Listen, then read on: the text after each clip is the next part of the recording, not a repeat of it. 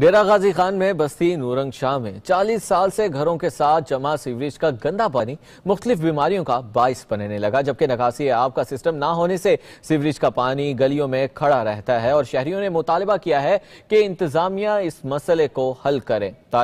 یہ رپورٹ دیکھیے۔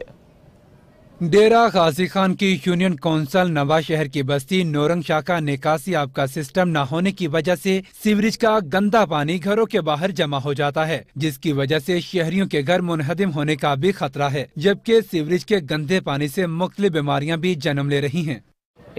40 سال کنے پانی کھڑے تھیا، سارا سارے گھر پہ آندے، نکے نکے بچے بھی کوئی ساکو دیکھنے والا کوئی نہیں، سارے چوٹی دے سردار ہیں، نزدیک دے سردار ہیں، وڈے وڈے وہ سارے نال تعاون نہیں کریں دے، اساں غریب آدمی کیڑے بنوں۔ علاقہ مکینوں کا کہنا ہے کہ 40 سال سے یہ پانی گھروں کے باہر موجود ہے۔ بلدیاتی نمائندوں کی نااہلی کے باعث 40 سال سے سیوریج کے پانی کی نکاسی کے لیے کوئی انتظامات نہیں کیے جا سکے۔ کیمرہ مین انصر موہانہ کے ساتھ طارق مسوانی، پبلک نیوز، ڈیرہ غازی خان۔